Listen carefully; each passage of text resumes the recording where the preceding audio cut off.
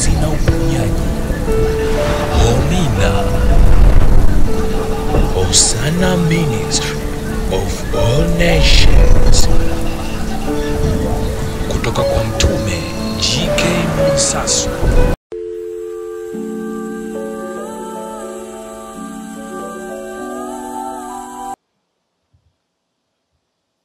Kwa maadui zako, maadui zetu, maadui wa kanisa wanachokifanya moja wapo kwetu sisi,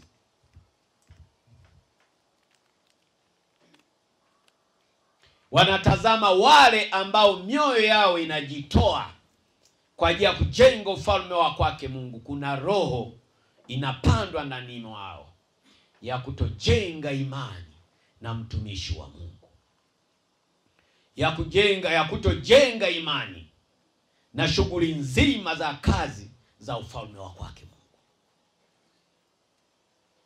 Ili naomba ulitambue, vita mojawapo tulionayo kama kanisa ni hiyo. Lakini kwa kuwa mimi ni mtume, nimetumwa na niko mahali hapa kwa kusudi, natambua lolote ninalosimama nalo hapa lina vita. Na hii vita iko kwenye ulimwengu wa roho. Kwa shetani hawezi akakosekanika. Kwa hiyo mbinu na uwezo na mamlaka za kwake lazima mimi kama mtume nisimame nazo, namna ya kukuvusha wewe,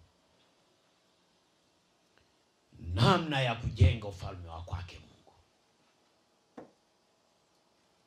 Kwa maadui zako wanafanya uamini kwamba unapotoa sana, unapojitoa sana kufanya kazi ya Mungu, anasababisha roho ya mashambulizi kwenye maisha yako, roho ya mikwamo. Yaani shetani akiona wewe umejitoa, unatoa sadaka kwa ajili ya kujenga ufalme wake Mungu, atakachokifanya, ana uwezo wa kuingilia kati biashara yako, labda wiki ikwame. Na hapa maarifa, tunaenda kuachilia mioyo ya kutoa sana kwa ajili ya kujenga ufalme wa kwake Mungu. Tutapitia haya. Kwa ukiona ukiwa katika hii safari ya kufanikisha kazi ya Mungu, wiki kuna biashara yako au kazi zako za mikono zinataka kukwama, tambua kwamba kuna adui kashasogea, kwa sababu anataka kurudisha nyuma lengo na kusudi lile ambalo umeamua katika moyo wako kwa ajili ya kujenga ufalme wa kwake Mungu. Roho wa kweli amesema niwaambie, maadui zetu, maadui wa kanisa, maadui zako watafanya uamini kwamba unapotoa sana, unapojitoa sana kufanya kazi ya Mungu, heti utapata mashambulizi makubwa.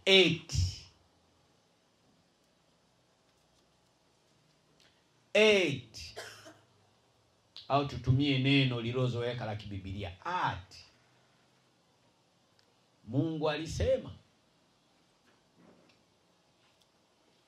Huyu baba wa uongo aliyefungwa miaka 1000 anasema eti ukijitoa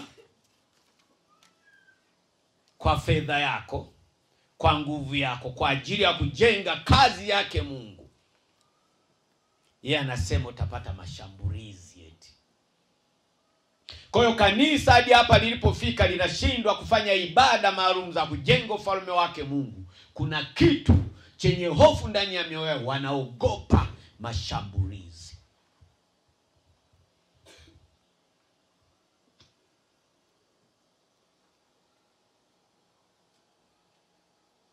Kanisa limeaminishwa hivyo. Niko mbele yako, nataka kuthibitisha kwamba huo ni uongo. Ukijitoa sana kwenye kazi ya Mungu, maana yake unabarikiwa. Na ukiona kuna vikwazo katika matoleo yako, tambua kwamba mbele kuna mbaraka mkubwa. Haleluya. Haleluya. Kuna watu wanaweza kawa wako hapa wanajua kama vile mimi napalilia maisha yangu. Hiyo ndio shida.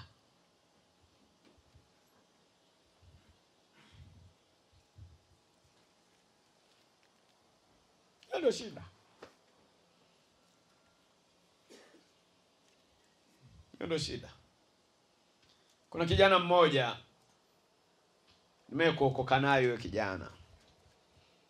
Amekuulizwa na yule mtumishi, mbona uji kanisani? Alisema, kila ninapotoa sadaka mamangu ndo anaugua.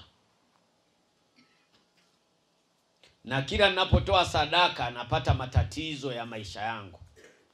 Lakini nikiacha uokovu, nimeenda kwa mganga, naona mamangu ndo ana starehe kubwa sana. Kwa hiyo mimi uokovu siutaki. Sio mimi, anasema yeye. Akujua mbele yake kuna nini. Tumeshuhudia familia hapa inashuhudia kufanikiwa kwa familia. Vikwazo. Unataka uende kwenye ibada ili ufunguliwe, kuna simu zinapigwa. Njia ya msalaba ni maarifa. Kristo alikwenda msalabani ili tupate maarifa ya kujua huyu ni baba wa uongo. Nathibitisha tena, Kristo amerejea miaka 1000 ya kutawala na kumiliki chini ya jua. Tunafunguliwa ufahamu kwamba kumbe nikihubiri Injili, nikijitoa katika kazi zangu za mikono kujenga ufalme wake Mungu, nabarikiwa. Lazima amini hilo. Na kuthibitishia, tamu ngoma ingia ucheze. Anenena si mie. Ni yule Roho wa kweli wa Mungu aliyemfufua Kristo. Kama umeweza kuamini kwamba kweli Yesu alikufa na akafufuka, kwa nini usiamini hili nalokupa?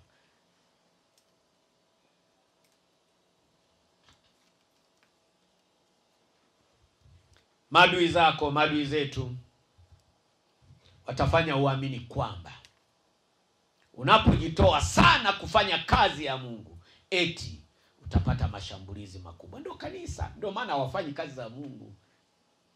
Ndio maana mioyo yenu hapa ilikuwa migumu. Nimewaambia baada ya kupokea ujumbe kwa Mungu kwamba Mungu wakati wake umefika sasa. Anataka nyumba yake aijenge, nyumba ya kuabudia, sio ya kwangu. Ndio maana nimewaambia kwamba upande wa pili wenzetu, mmoja ana uwezo wa kujitolea akafanya. Anajua thamani yake. Lakini sisi hapa tunaanza kutazamana. Tutaanza kuoji. Bwana mimi natoaga sana. Sawa. Sio wewe, ni roho. Na hiyo roho niko kupambana nayo. Na uzuri watu wa Mungu, nimesimama hapa tayari nimeshaipiga hiyo roho.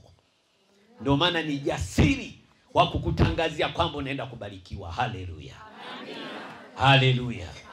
Haleluya. Naweka ujasiri na maanisha. Ninapopokea sauti ya Mungu kwamba ni wakati umefika, sikukurupuka. Sikukurupuka. Niliingia magotini na nikaagizwa nitoe sadaka. Na ile sadaka wakati naitoa kwenye madhabahu yake niliona matokeo. Ni namna gani roho yako iliyo nyeupe, iliyokubali utakatifu, iliyookoka ilishikiliwa na babu yako. Lakini imeanguka. Haleluya. Haleluya. Najiamini ni kwa sababu nina uhakika. Nina uhakika na walifanya. Sadaka niliyotumwa nilete mahala hapa mbele zake Mungu imenithibitishia ni namna gani unatolewa. Kwa siku ya leo namshukuru sana Mungu. Na moyo wangu na amani sana. Na moyo wangu na furaha kubwa sana. Uwezo kujua. Uwezo kujua. Uwezo kujua. Uwezo kujua. Uwezo kujua. Ingekuwa hiari yangu, ningeenda peke yangu nikafanya funawaita. Lakini Mungu anataka kujithibitisha kwa kila mmoja. Mimi ni watu wa Mungu. Amen. Kwa kila mmoja. Ndio maana katika hili tukio sio kwamba Mungu atakufuatilia, utajua wewe na moyo wako. Mimi ni watu wa Mungu. Amen. Lakini mimi nakusihi kwa sababu Mungu anapenda mabadiliko kwako. Hazina yake ameshaiachilia. Anachotaka kuona chini ya jua ni mabadiliko ya maisha yako na ibada zake zikienda salama. Haleluya. Amen. Haleluya. Amen. Unapoona unapata mashambulizi makubwa, ujue unakoenda kuna mpenyo mkubwa. Sirudi nyuma. wengi mtapitia. Usipo makini hutatoa hata mwezi mmoja. Leo wengine utatoa mwezi mmoja, miezi inayofuata hakuna. Nyumbani kwenu yatatokea haya. Wapi yatatokea? Lakini tambua kwamba kuna baba wa uongo anakutisha. Simama na imani yako kwamba umekubali utumike, Mungu aonekane chini ya jua kwa kupitia wewe. Watu wa Mungu, Mungu ni wa mtu mmoja mmoja, sio wa mtume na mama mtume.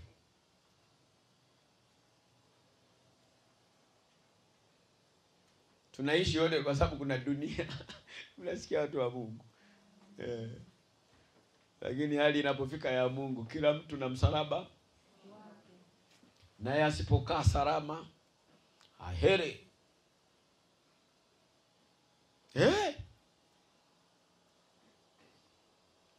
Mimi mwenyewe mwisho wa mwezi na sadaka yangu lazima nitoe, na mimi napalilia baraka.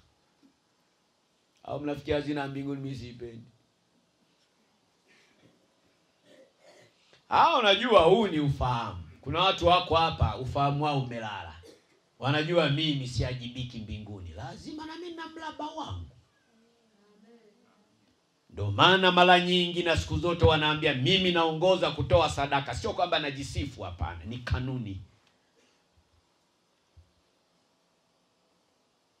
Sio kwamba wahitaji natangulia kuwapa, ni kanuni, nimeambiwa. Nisipobarikiwa mimi, we hutabarikiwa. Hapa maarifa. Make mimi nitahubiri mbarikiwa, ukiniangalia shughuli. Nakuja kwenye tubanda twenu kukopa kopa. Kopeshe mchele. Make watoto hawatumishi kula wali nao gharama. Gharama.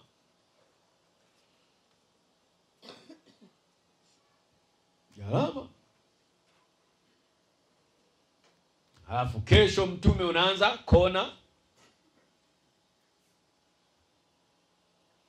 Leo utanielewa.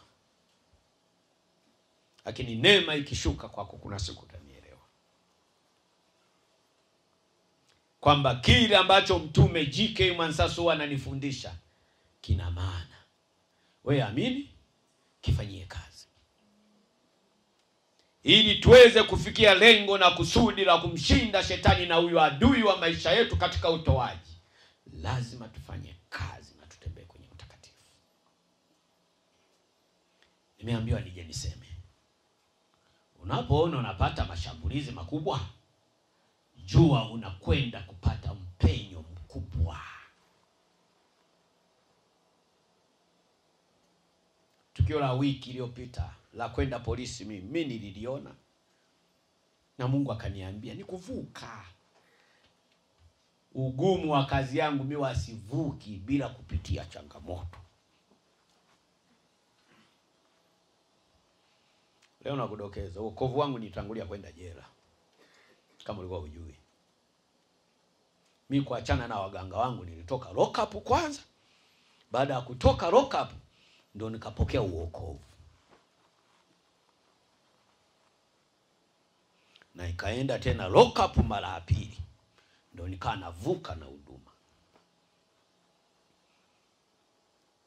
Juzi tena mimi ndo kazi si kubwa, kazi yangu utafanyaje? Unapoona unapata mashambulizi makubwa, jua unakwenda kupata mpenyo mkubwa. Tunataka kuwa mtume wa huu mkoa. Sasa kila rahisi tu. Lazima utikiswe. Lazima usingiziwe. Usilete masiala mauti, acha. Wewe wanakusingizia tu umeua wewe. Gharama. Watu from nowhere wanaandamana tu. Wanaandamana tu. Andamana tu. Lakini yote hayo kisha yajua katika kazi unayoifanya ya Mungu, tambua kwamba unapita.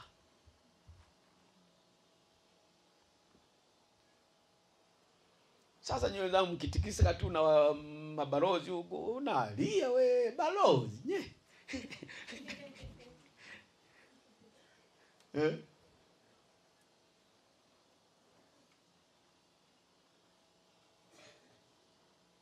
Yaani mjumbe akikujambisha jambisha tu mjumbe. Mjumbe.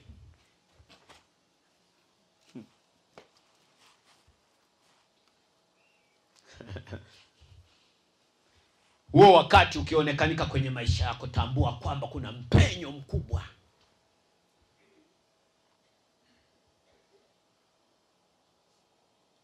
Hayo ndio maisha ya kanisa. Na kila unapoona unatoa sadaka yako au unapata upinzani, jua hiyo sadaka yako ina nguvu. Hacha kulia wewe. Mnaona wenyewe ibada za sadaka hapa. Kila unapoona sadaka yako uliojiandaa nayo kwa ajili ya kujenga ufalme wake Mungu ina mambo mengi kwenye maisha yako, tambua hapa ndo mpenyo. Nenda usirudi nyuma.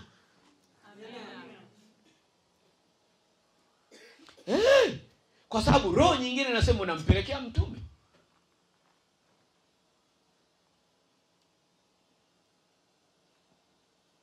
Roho nyingine inasema ni kweli, ni wajibu wangu kujenga ufalme wa nani? Nyingine inasema haiwezekani, unatoa nyingi mno. Anapunguza kiwango cha kubarikiwa kwako.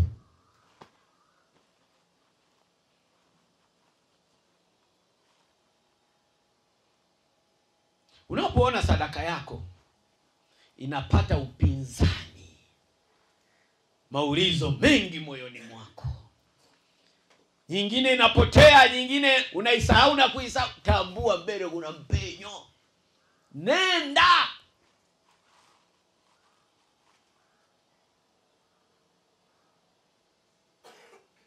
Njia ya msalaba ni maarifa. Zaidi ya miaka 2000 kanisa alikujua thamani ya sadaka, ilifungwa. Sadaka ni uhai wa Mungu. Sadaka ni uzima.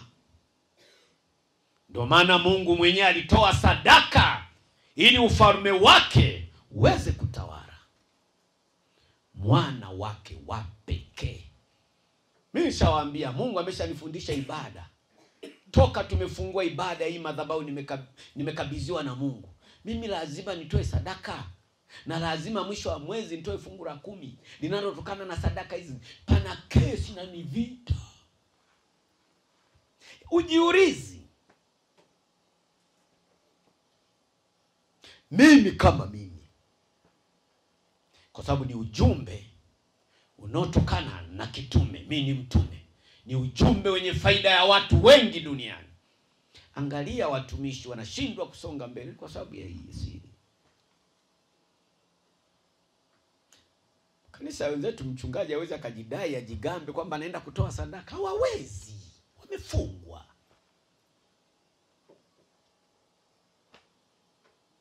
Narudia. Roho niliyembeba baba ni Kristo, ambaye asili yake ni wa kutoa. Hata kama ungeitwa ungesukumwa vipi, utakuja kunizidi kamwe sadaka. Kwa sababu na mimi atanistua. Usikubali jirani yako akuzidi. Muulize jirani yako, umenizidi nimekuzidi? Yeah? Yeah? Mimi nimewazidi. Amina. Yaani naendelea kwa hivyo. Kwani usiumie? Muulize tena jirani yako, nimekuzidi umenizidi? Nimekuzidi umenizidi. Jirani anasemaje?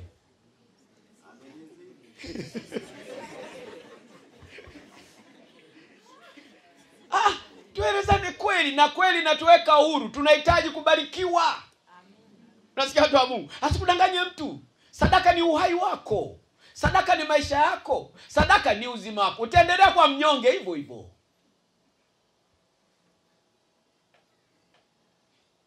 Siku nyingine piga magoti, mwambie Mungu akuonyeshe nani jirani yako aliyekuzidi hapa, ili uzidi. Baki wengine hapa si mambo ya unajua, wengine wanaona kama mtume anatania. Vile anaweza kusema tu nimekuzidi vile. Haya. Hii ni ibada ya rohoni. Anenena si mie, ni yule Roho wa kweli wa Mungu aliyemfufua Kristo. Ni mshindi. Ni mshindi. Ni mshindi.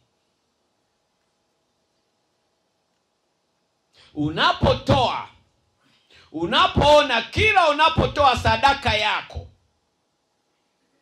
au inapata upinzani, jua hivyo sadaka yako ina nguvu. Jua sadaka yako ina nini? Imebeba manukato, inaenda kupokelewa na Mungu wa kweli unayemwamini. Jua hivyo. Shetani hashughuliki na vinyonge nyinyi. Unapitia haya ni kwa sababu kuna kitu umebeba. Nakupa maarifa. Ukiona sadaka yako ina maurizo mengi, sifa ya kwanza imebeba manukato manake. Shetani amechungulia mbele kwamba inaenda kufanyaje? Kupokelewa. Manake unaenda kubarikiwa. Manake ile hatima ya kwako ambayo ilifungwa inaenda kuishia pale.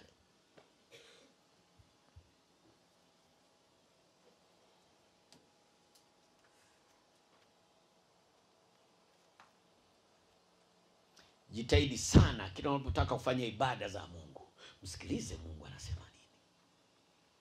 Na ndio maana kanisa limefungwa. Mimi nikiwapa nafasi ya kumsikiliza Mungu, awaambie sadaka hapa, kilio, watu hamwezi kusikia sauti. Mbona mimi mwenyewe mnasikia? Eti. Mbona mimi nasikia? Na Mungu aweze akashughulika na sadaka ya kiwango fulani wakati huna uwezo wa kuwa nacho.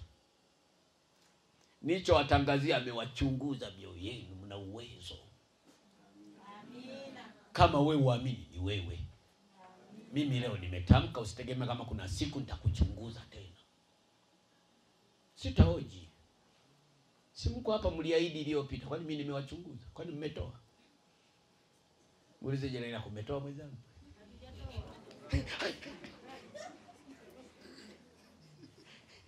Mimi sina muda.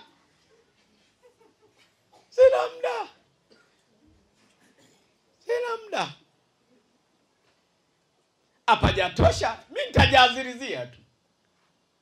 Hata hii safari tunaoanza, hata msipofanya, mimi nitafanya. Mungu aweze kaninyima hata 5 hapa. Hata siku moja. Hata siku moja.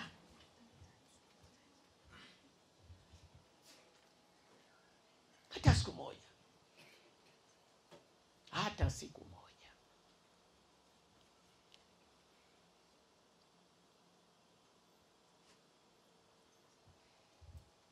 Jua hiyo sadaka yako ina nguvu ya kuharibu nguvu za mizimu ya baba yako, mama yako, ya ndugu na jamaa. Jua hivyo hiyo sadaka inaenda kuangamiza. Mliokuwepo Alhamisi mlishuhudia hapa. Binti yangu yule, wakati siku hiyo nasema aliahidi kiwango, afu mimi nikampinga. Nikasema kwa wewe hicho kiwango hapana. Lakini naamini kibinadamu aliona Lakini aliyepinga na kusema wewe usifanye hicho sikuwa mimi. Lakini siku ya ibada Alhamisi alivyoleta hiyo sadaka naitoa hapa, palichafuka. Kwa kuna ahadi zingine unapoenda kujenga ufalme wa Mungu, akili yako inafanya, sio wewe. Kuwa makini hapo. Utasikia kaka ndo kenyewe, kaka. Sio wewe. Huyu amechungulia sadaka yako ina nguvu kiwango gani cha kwenda kuharibu na kuangamiza miungu na mizimu ya ukoo unaotoka. Hakuna kesi kubwa kwenye kanisa zaidi ya miaka 2000 kama sadaka kwa ajili ya kujenga ufalme wa Mungu. Mtume Paulo hadi alifundisha pale akasema, jamani, kuna shida gani sisi tukila vya kwenu vya kimwili wakati sisi tayari tumewafanyia ya kwenu ya roho? Kuna shida gani? Ni hizo roho. Paulo hakujua mbinu ile, ndio maana alipaacha vile vile. Hadi leo kuna watumishi wameacha vile vile na wanaishi kwenye lile neno. Hapana, mimi nimeonyeshwa mbinu, ni babu yako, ni miungu yenu, ni mizimu yenu, leo imekuachilia. Haleluya, haleluya. Nimetoa sadaka, nimeona ikikuachilia. Usipotoa ni wewe. Haleluya, haleluya. Hilo nakuhakikishia. Mtume Paulo aliachana napo, akawaacha Wakorinto. Ni miungu ya Wakorinto iliyokuwa imemzuia Paulo. Ni miungu. Mimi ni mtume, nimetumwa kwa ajili ya kushughulikia madhabahu zako. Ni chanzo cha matatizo. Zaidi ya miaka 2000 kanisa liendi mbele. Kanisa wanaomba makanisa, omba ovyo mitaani. Tunatukanwa mitaani huko. Tajiri mmoja anamtukana mchungaji mmoja hivi, lakini naye mchungaji ameenda kuomba. Sasa wewe mwenyewe unawapiga humu tuwashughulikie. Alafu humo kesho asubuhi na anaweza Mungu waamina. Wapi wewe bwana wewe? Wewe kalale kijijini kwenu uko, rudi. Tunatia huruma, kanisa linatia huruma na vikaratasi barabarani. Hawakujua siri.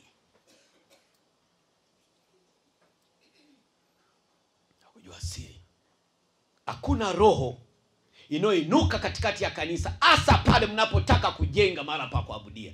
Matoleo mengine hayana shida. Haya angalau mahala pa kuabudia. Amjui ni ibada maalum, ni sehemu maalum kwa ajili ya kujenga ufalme wa nani? Wa Mungu chini ya jua. Shetani anakuwa hana utayari. Lakini mimi Mungu alinipa mbinu, nitoe sadaka. Na katika kutoa sadaka, ile sadaka ilikuwa ni kuwashughulikia miungu na mizimu ya kwenu. Ndio maana nakuhakikishia hapa, nakupa siri. Ukiona sadaka yako inapingwa, kuna kitu kinaenda kufanyika.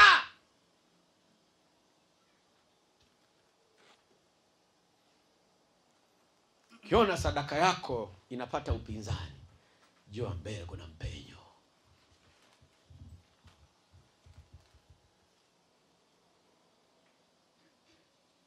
Mimi niliona babu zenu miungu yenu kianguka. Ni elimu na inabebwa kwa imani. Kwa hata nikisema hapa wewe ukaamini. Wewe ukaamini. Hata nikisema hii suti ninunua kwa pesa yangu, kuna mtu kunyuma atasema miazima. Ndio ilivyo. Wapo huko nyuma nasikia anajifanya kama hiki anaongea na kasuti kake. Kasuti Kenya miazima tu wako huko.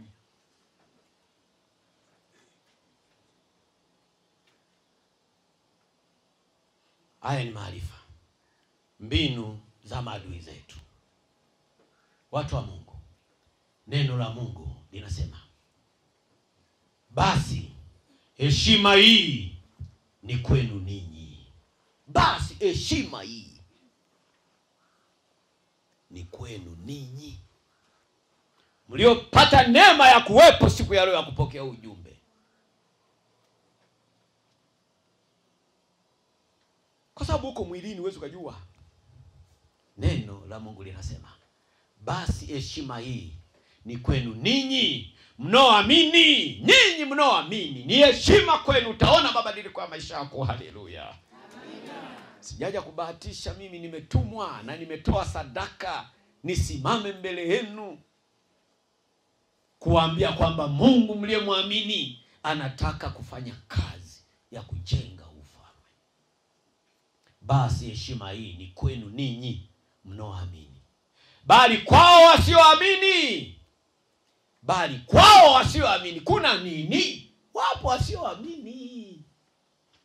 Ndio uzuri wa hii injili, inatembea sehemu hizi mbili. Unajua watu wa Mungu shilingi na pande mbili. Wapo wanaoamini, wapo wasioamini. Wale wasioamini wanajua wamekuja kufanya biashara. Wako hapa. Na huu mkono wanautaka. Wako hapa. Na wako mara hapa kwa kusudi ili Mungu wa Mwamsaso, Mungu wa Umini aweze kupenya. Kumbukeni, bila kuwepo shetani Mungu atajidhihirisha.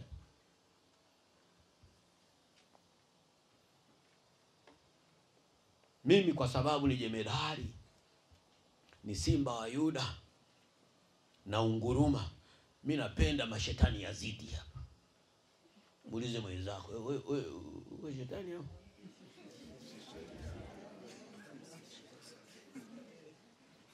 Mimi napenda yazidi hapa. Mimi mpiganaji. Mimi na mafuta wewe. Ya kufika mara, nguvu zimo za kupigana na adui afu aji. Wewe vipi bwana?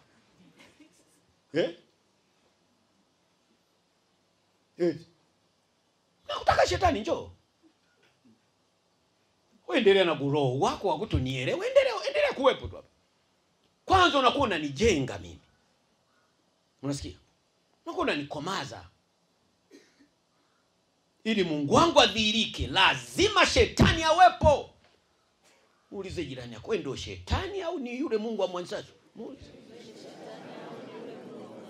Anasemaje jirani?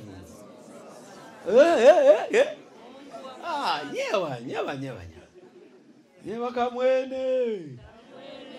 Mnogage. Mwiwa nufu. Basi heshima hii ni kwenu nyinyi mnaoamini. Bali kwao wasioamini, je, jiwe waliolikataa wahashi limekuwa jiwe kuu la pembeni.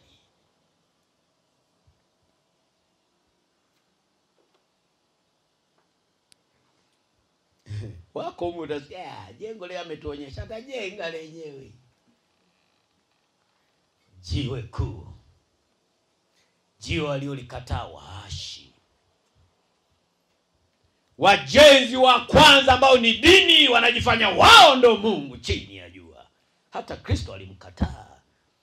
Lakini leo limekuwa jiwe kuu la pembeni. Haleluya. Haleluya. Popote ambapo Yesu amesema ndio, hakuna wakupinga. Hilo jengo litakwisha tu. Haleluya. Haleluya. Aka ka ujumbe unakapata kwenye Petro wa kwanza 2:7.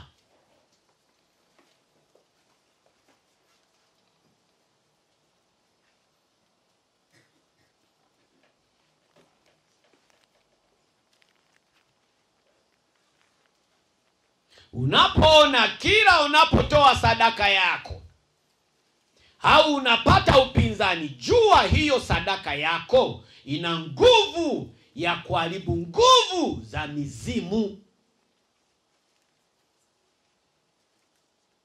Tambua kwamba huo upinzani umekusudia kwamba uache kumtumikia Mungu. Mmesikia wenyewe hapa hizo roho. Miungu yetu haina utayari kuona wewe ukijenga kanisa, ukijenga ufalme wa Mungu. Ndio vita ilipo kwenye uchumi wetu. Moyo wako na roho yako vimetazama, ndio maana unahangaika kwenye uchumi. Kuna watu wako mbele yako, mtu wa Mungu. Tufanye nini? Amini kwamba Kristo amerejea. Mungu wa Mtume G.K. Mwansaso ni Mungu wa kutawala na kumiliki. Haleluya. Haleluya. Kwa watu wa Mungu, ujumbe ambao nimetumwa nao kwa siku ya leo, naomba tuupokee na tuufanyie kazi. Wewe kazi yako ni kukubali. Anayefanya hiyo kazi ni yeye mwenyewe mwenye hiyo kazi. Jiwe kuu la pembeni. Jiwe ambalo waashi walilikataa. Kama umji walimgomea Mungu kwamba siwepo, sasa ni wakati umefika. Haleluya. Anaenda kusimikwa kwenye ile ardhi. Unajua wengi watu wanajua kama utani. Unajua kama utani. Unajua kama utani. Unajua kama utani. Jiwe waliolikataa waashi limekuwa jiwe kuu la pembeni. Ni msingi imara. Kisha jengwa hapa bomoki. Dunia nzima itatambua ujio na urejeo wa Kristo kwa kupitia hii ardhi na hili anga. Haleluya. Haleluya. Wengi wataoji, wengi wataendelea kuhoji, ni kwa sababu hawana imani.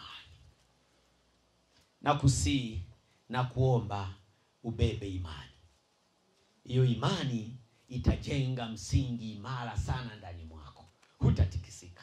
Utaona biashara yako haitafilisika eti Kristo ametoa sadaka ya ujenzi. Hakunayo wewe.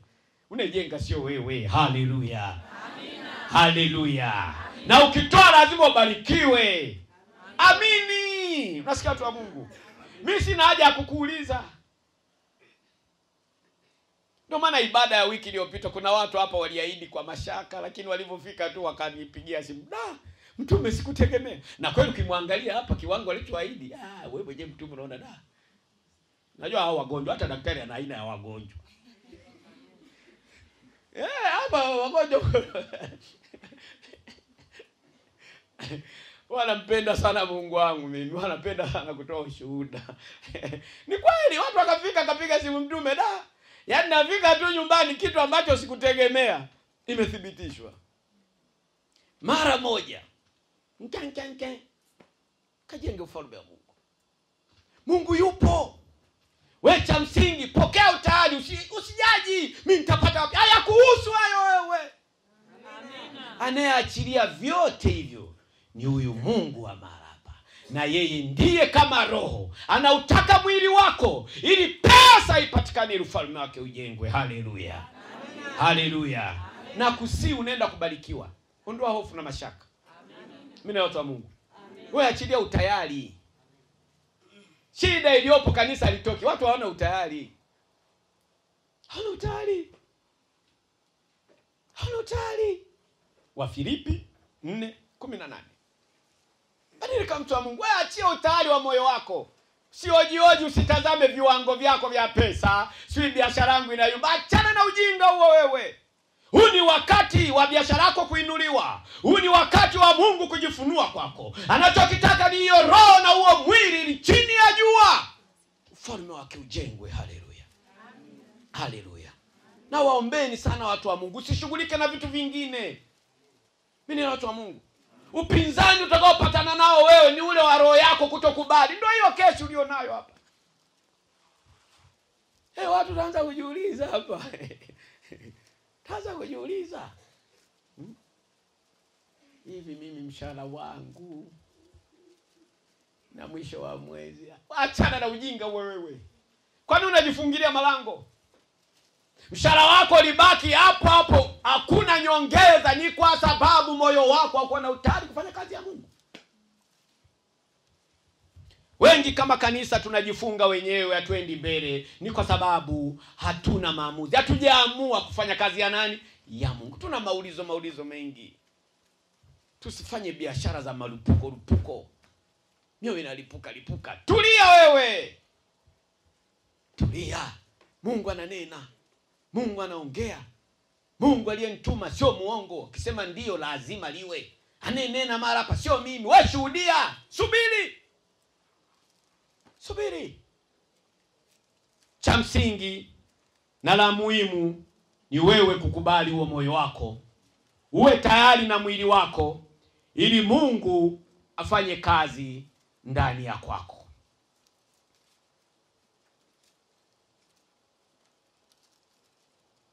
Wafilipi 4:18. Wafilipi 4:18. Neno la Mungu linasema, lakini ninavyo vitu vyote na kuzidi. Fedha, dhahabu na mali vyote ni vya kwake. Anavyo. Unajua kuna watu mko hapa mmeridhika sana. Hayo maisha unaishi sio yenyewe ya hii madhabahu wewe. Ndio maana asubuhi nimesema hapa hakuna aliye masikini. Ingekuwa madhabahu nyingine mngeanza wa 1000. Nani kubali wa 1000? Nyosha, tutakupa nafasi. Ila tambua kwamba unajitangazia umaskini. Wa 10,000. Nyosha, kwani kuna shida gani? Si ndio moyo wako umeamua? Manake wewe maisha yako yote siku zote yamekaa kwa ajili ya kuiona ile 10,000 tu. Lakini zile nyekundu zikiwa 2, hiyo bahati huna. Moyo umeshikwa. Nimewaambia kuna wanaume ndani ya nyumba wanafuatilia 500 ya matumizi. Moyo wako umeshikwa. Ujui wajibu wako. Ujui nafasi yako. Ujui unakoelekea. Wewe unayejua unakoelekea utasimama kwenye nafasi yako.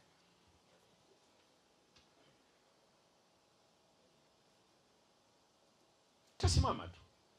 Lakini ninavyo vitu vyote na kuzidi. Tena nimejaa tele. Tena nimejaa. Nimepokea kwa mkono. Jina gumu hilo. Hebu litaje mwingine. Apro. Epafro. Epafro so. Mimi napapita. Vitu vile vilivyotoka kwenu. Vitu vile vilivyotoka wapi? Vilivyotoka wapi? Nani alivijaza akaviweka kwenu? Ni nani?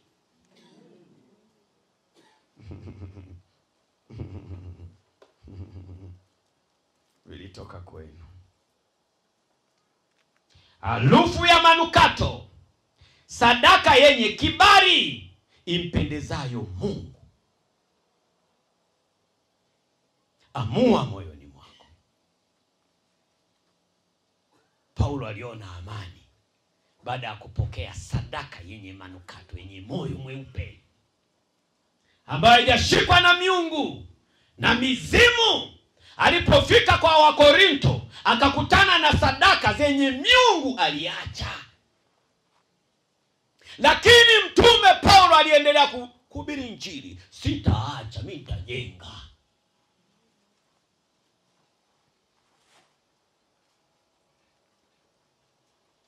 Tunda la Roho. Tunda la Roho. Na Mungu wangu atawajazeni kila mnachokihitaji, kwa kuwa sadaka yenu ina manukato. Amen. Sio mimi.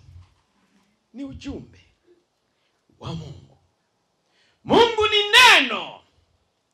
Na neno lake akiliachilia lazima likawe na matokeo. Hiyo ni 19.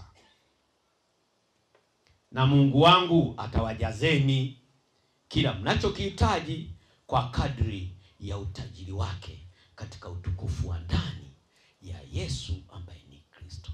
Anene na watu wa Mungu, sio mie. Wewe toa bila kuambia. Amen.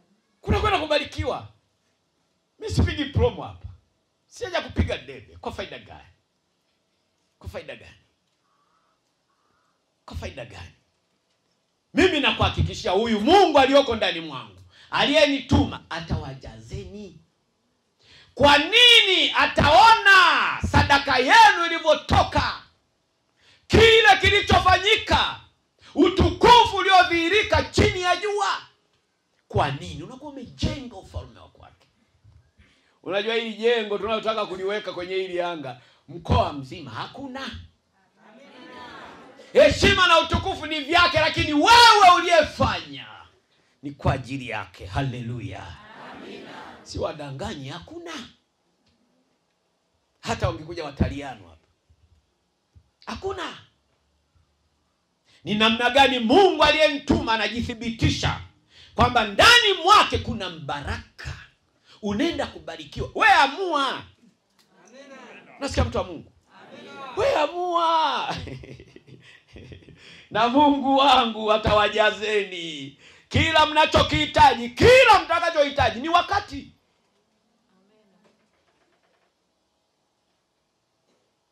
Kumbukeni nimesema ni wakati wa kufanya kazi sasa. Wewe ukiona mtu anakimbia hii sadaka, huyo sio mwajibikaji.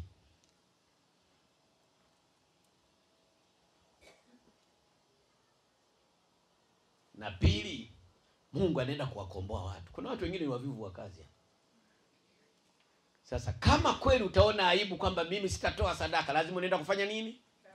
Unaenda kufanya nini? Hii sadaka ina sehemu mbili. Usiangalie tu kwa ajili ya kujenga hilo jengo. Wewe mwenyewe ndio unajengwa, ni jiwe hili. Msingi imara ndio unaenda kusimikwa huu. Hutatikisika wewe. Amina. Tunda la Roho ni upendo. Tunda la Roho ni upendo. Upendo ni maisha. Amina. Na maisha ni upendo. Amina. Na Mungu wangu atawajazeni kila mtakachohitaji kwa kadri ya utajiri wake. Utajiri wake. Mungu wa Mwansaso ni tajiri. Amina. Kama uamini ni wewe. Mimi naona. Amina. Kama uoni ni wewe. Huna macho ya rohoni. Jitazame mabadiliko ya maisha yako yalivyo. Jamani, hata hilo. Nitaweka tu picha hapa. Kumbuko likotoka, hata mlo mmoja ulikuwa unashindwa wewe. Sio kama na wasimanga. Lazima niseme ili uweze kuvuka. Leo umeandaliwa jiwe, msingi imara, usiobomoka huu. Manake leo utajiri anaoenda kuachilia Mungu ni wa Muyaya. Kule Malawi tunasema wa Muyaya, yani milele na milele. Haleluya. Miaka 1000 ya kutawala chini ya jua ndio huu imeanza sasa huu mwezi. Haleluya. Watu wa Mungu, na Mungu wangu atawajazeni kila mtakachohitaji kwa kadri ya utajiri wake katika utukufu ndani ya Kristo Yesu. Ndani ya Kristo Yesu. Anene nasimie. Imani uliyoipokea ya huyu Mungu wa Mwansaso, Roho huyu Yesu ambaye ni Kristo aliyerejea, kuna kila kitu. Cha msingi chini ya jua anahitaji mwili wako. Na kuomba kwa na utayari. Kazi ni wewe kuamua kutoka. Najua siku hizi ni baridi. Kwa watu wavivu kutoka kwenda kutafuta pesa. Wewe amua kutoka. Kinachosubiriwa na Mungu ni wewe kuchukua hatua, hamna kitu kingine. Haleluya. Amina. Chapa kazi, fanya kazi mtu wa Mungu. Utaniambia usiwaze utapata wapi, hayakuhusu.